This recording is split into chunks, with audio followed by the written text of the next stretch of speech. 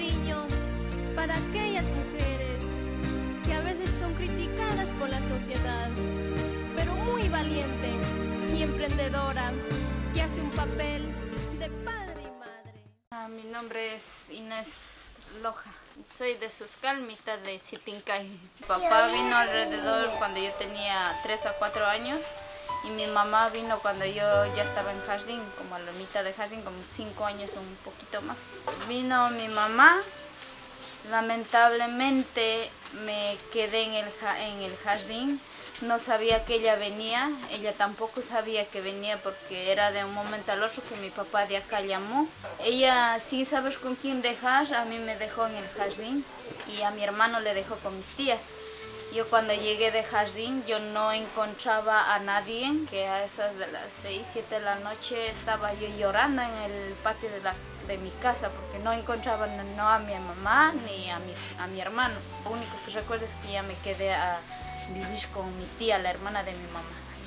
Yo a este país vine a la edad de 15 años. Yo terminé mi high school aquí. Para mí era demasiado un cambio. En Ecuador era una estudiante muy mala, no digo que era buena, porque uno necesita un cariño de mamá y papá y cuando uno se cría solo es más difícil. Entonces cuando yo vine acá yo ya tenía el cariño de mi mamá y papá, pero ya para mí ya en ese tiempo ya eran muy extraños. Y yo cuando vine me prometí a ella, decir yo voy a estudiar, algún día voy a ser alguien en la vida y me dediqué a estudiar. Era duro, no digo que era fácil porque era bien duro. Recibir humillaciones, discriminaciones, como dicen en este país, bullying. Yo me comunicaba allá en mi país solo quichua y mezclado con español. Y cuando yo llegué, ves que en este país hablan más español, pero bien asentado. Y entonces yo me chavaba en algunas palabras, o hasta propios ecuatorianos se burlaban de que yo no podía hablar, pero no me dejé caer, salía adelante. Yo llegué a los 15 años, cuando pasé a la secundaria y todavía era bien tímida, no tenía comunicación, entendía un poco inglés, pero no tenía todavía una comunicación buena con nadie. Había muchachitos que me molestaban y él era el muchacho que me pasaba las cartas que escribían otros compañeros a mí, él era el mensajero. Al final el mensajero creo que se quedó enamorado. Nos reunimos cuando, bueno, para mí lo pesado fue, yo no me reuní por decir, porque a mí se me dio la gana o a mí me nació. Y en ese tiempo yo no me llevaba bien con mi mamá, todavía teníamos una pelea o discusiones y yo lo que necesitaba era un amor de una madre y mi abuelita estaba allá, se enfermó, en ese tiempo se murió mi abuelita y yo ya no tenía apoyo de nadie y yo pensé que viviendo con él me iba a olvidar de todo eso, me reuní, creo que fue mala idea. Yo con él tengo 2 hijos, casi 4 años estuve con él. Vivíamos bien hasta el momento que empezamos a discutir, a pelear, nos separamos. Sí, me quedé yo sola con mis hijos. Primer separo, me separé solo con un hijo. 1 año no sabíamos nada. No nos ni hablábamos. Después de 1 año regresó. Pero yo en ese año que me faltaba, como él no me quiso estudiar, en ese año que me faltaba, yo con un hijo, yo me puse la meta en mí misma, yo le dije, porque ya mi vida está así, ya estoy destruido, pero yo no me voy a dejar destruir a mi hijo. Me faltaba, ese era el último año y yo dije, no, me voy a poner a estudiar. Me puse a estudiar, pide ayuda en la escuela a mis maestras. Los fines de semana que yo no estudiaba, me iba a buscar trabajo, trabajaba en lo que hay, pieza, factorías, construcción. He trabajado de todo para poder sostener a mí. Y luego ya así me gradué con un hijo, gracias a Dios, pero me gradué. Y luego tuve a mi segundo hijo, que ya no era uno solo a quien tenía que mantener, vestir, dar de comer, faltar para vestirme yo misma, a mis hijos.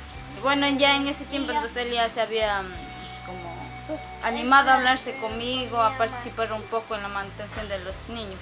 De visitar y todo eso, entonces ya por lo menos yo ya sabía estar diciendo que me compre los pampers, me ayudaba a veces comprando pampers y todo eso. Y en uno de esos él me salió diciendo, ¿por qué no sales a vender frutas? Trajo comprando mango, carritos, todas las cosas me trajo, me dijo, mira Inés, de aquí adelante tú salte adelante, no te dejes caer, me apoyó para que veas que es un mal hombre. Con eso ya desde esa vez yo salgo adelante con eso. Salgo a las 7 y a las 5, 5 y media ya vengo porque yo tengo que recoger a mis hijos. Mi madre le digo, mira, al principio le digo, al principio era discusión, pelea, pero desde que me separé entendí ser madre como es, uno va aprendiendo poco a poco, uno va construyendo lo que es ser mamá y la responsabilidad de mamá. Hasta ahora salir adelante con mis hijos, porque a veces cuando uno se separa, toda la gente te dice que no va a poder, que es mujer. Porque cuando yo me separé, mis ex suegros decían que como una mujer va a poder estudiar a la vez, cuidar al niño a la vez, y uno se quedaba traumatizada con eso, porque decía, ¿será cierto? ¿Será que al estudiar yo voy a descuidar de mi hijo? A la vez también mi papá me decía, tú ya estás ya adulta y tú tienes que saber salir de adelante de ahí. Yo no te voy a ayudar, y yo le juro que mi papá no me ha dado ni un centavo desde la vez que yo metí las patas. Con la fuerza que yo tuve, a veces me recordaba cuando yo ya no podía más, me recordaba a mi abuelita cómo se enfermaba, cómo me daba consejos. Y como la vez yo le dije, abuelita, no te preocupes porque yo sí voy a estudiar, yo sí voy a terminar, voy a hacer una carrera y vas a ver que yo sí pude ser alguien. Y me recordaba eso, me daba fuerzas. Me gusta con quien habla quichua, aunque yo vea que hablan quichua, yo voy y hablo quichua. Yo con mi mamá, no importa Manhattan, donde caiga gringos, no haya gringos, yo con mi mamá somos quichua. Y a veces cuando vamos juntas al trabajo, hablamos quichua. Y a veces cuando nos toca llorar, lloramos y hablamos. Y la gente nos queda mirando. Pero no tengo vergüenza porque eso es mi raíz, eso es lo que mi abuela me enseñó. En la casa, mayormente el quichua. Sí, solo con los niños hablamos español porque todavía no entienden, pero no pueden como responder. Ñuka bronce tapim causa en Estados Unidos, chaya mushkamanta pacha ñuka mamita kunan causa. Ña mañarishkanim. Primerta ñuka abuelita causa kupika waka karkani mana gustarka, mana alaja karka, pero ña con tiempo kaña ya chakurimushkanim. Lunes manta sábado kamanka ñuka frutas ta katush trabajan, manjatap katan. De wasimanta que 7 de la mañana y cotizamos alrededor de 6:30, 7. Hakuna takashu prima me saquen, mana prima ñuka sino prima pai con pia pa prima su familia medio lejano. De mi vida personal yo lo que le diría es que mira, los hijos son los más importantes, ya uno nos metimos la pata con eso.